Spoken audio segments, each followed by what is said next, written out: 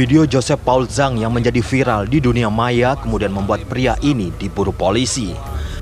Dalam beberapa konten videonya, pria bernama asli Cindy Paul ini terang-terangan mengaku sebagai nabi ke-26 dan melontarkan pernyataan yang menghina agama Islam.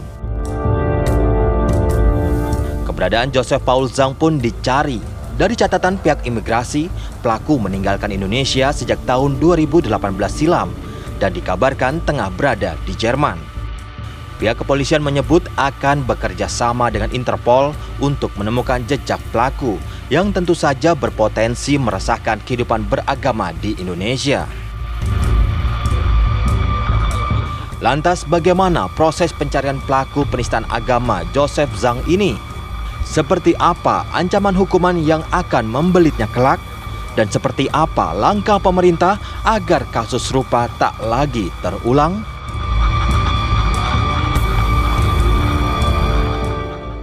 Baik pemirsa, untuk bisa membahas mengenai hal ini, karena malam hari ini kami akan bawa Anda untuk bisa berupaya kita bersama-sama melacak di mana keberadaan dari Joseph Paul Zhang atau yang memiliki nama asli sebagai Cindy Paul Suryo Mulono. Kemudian juga seperti apa jerat pidana yang bisa menghukumnya dan apakah sebenarnya status dari Zhang Paul ini, apakah memang masih berstatus sebagai warga negara Indonesia atau seperti pengakuannya dalam video yang sudah dirilisnya pada hari ini bahwa ia bukan lagi WNI sehingga ia hanya taat ataupun menurut pada hukum Eropa. Nanti kita akan bahas bersama para narasumber. Sudah hadir bersama saya Mas Heri Firmansyah selaku pakar hukum pidana. Assalamualaikum warahmatullahi wabarakatuh. Selamat malam Mas Heri. Sama-sama. Baik, selain Mas Heri kita juga sudah terhubung dengan narasumber lainnya. Ada Pak Asrul Sani selaku Wakil Ketua MPR dan juga anggota Komisi 3 DPR Republik Indonesia. Assalamualaikum warahmatullahi wabarakatuh. Baik. Nanti kita akan coba hubungi Pak Asrul Sani dan juga nanti kita akan berbincang-bincang dengan Mas Dedi Permadi selaku staf khusus Menkominfo.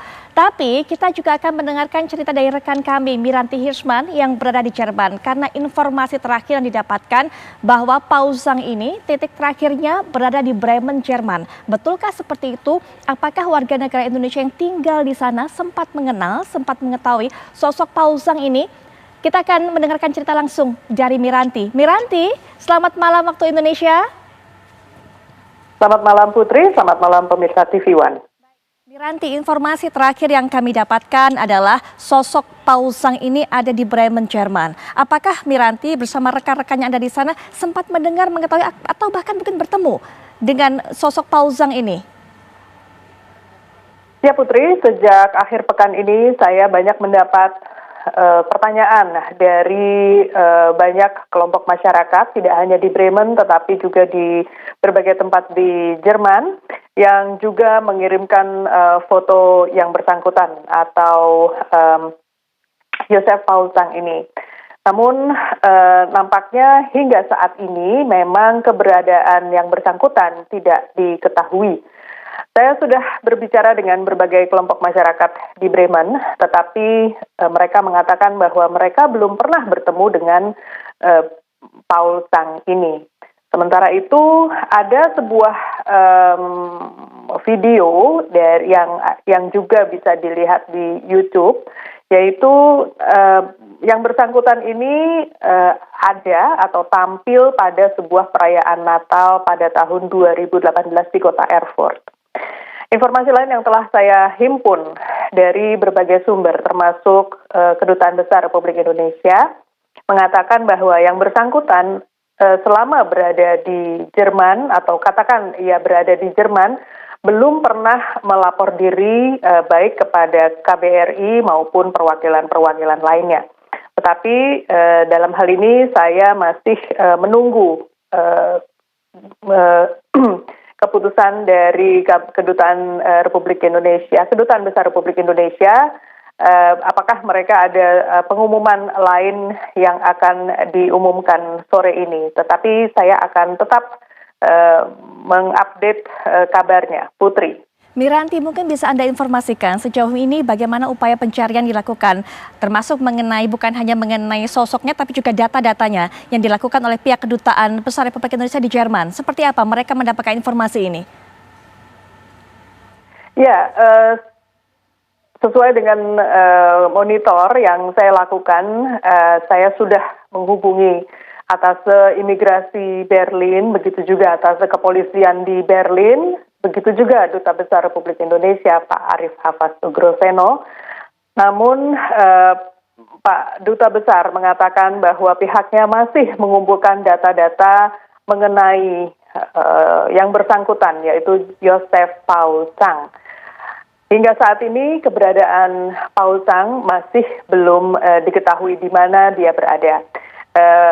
Tadi kami sempat berkontak lewat telepon dan Pak Dubes mengatakan bahwa pihaknya sudah menghubungi berbagai kelompok masyarakat juga, baik di Bremen maupun di Erfurt, tapi hingga kini jejaknya masih belum ketahuan. Bila dikatakan bahwa ia melepas kewarganegaraannya, salah satu syarat untuk naturalisasi sebagai atau menjadi warga Jerman adalah tinggal di Jerman selama 8 tahun berturut-turut. Tetapi hal ini masih belum bisa saya cross-check dengan KBRI bila dia melepaskan kewarganegaraannya, apakah dia sudah melaporkan hal itu kepada KBRI setempat.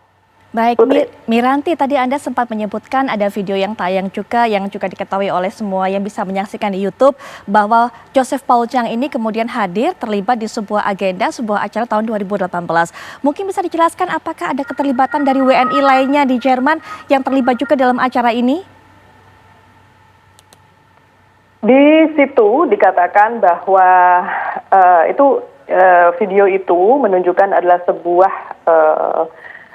perayaan Natal bersama oleh sebuah kelompok masyarakat. Dan kalau tidak salah, Paul Zhang berada di situ bukan sebagai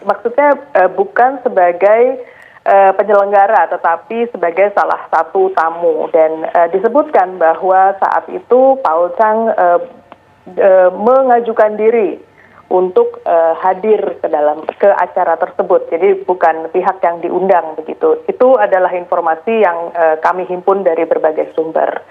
Tetapi saya akan terus mencari apa yang ada di balik acara tersebut. Baik, Miranti, salah satu keluhan ataupun juga hal yang menjadi hambatan bagi pihak kedutaan ini untuk bisa mengetahui sosok dari Joseph Paul Zhang ini adalah karena memang yang bersangkutan tidak mendaftarkan pada saat datang ke Jerman. Sebenarnya mungkin ini juga perlu diketahui oleh masyarakat. Miranti bisa berikan informasi ketika datang memutuskan untuk tinggal di Jerman, adakah prosedur-prosedur ataupun SOP tertentu yang harus dilakukan oleh mereka, termasuk juga melapor terkait dengan kedutaan besar Republik Indonesia di sana? Baik, memang ini adalah sebuah proses yang diwajibkan oleh atau disarankan oleh Kedutaan Besar Republik Indonesia atau perwakilan-perwakilan Republik Indonesia dimanapun berada bagi warga negara Indonesia yang tiba di sebuah negara begitu ya, seperti di Jerman ini, baik untuk sekolah, untuk tinggal, terutama lebih dari 1 bulan, atau katakan mengikuti training selama 3 bulan begitu ya, itu diharapkan untuk lapor kepada perwakilan terdekat gitu, seperti mereka yang ada di bawah wilayah kerja Berlin, mereka diharapkan untuk bisa lapor ke KBRI Berlin, atau misalnya saya yang berada di Nuremberg ini melapor ke KJRI Frankfurt, begitu, tergantung di mana mereka berada, sehingga KBRI atau perwakilan-perwakilan tersebut bisa mengetahui siapa saja warga negara Indonesia yang ada di wilayah kerja mereka.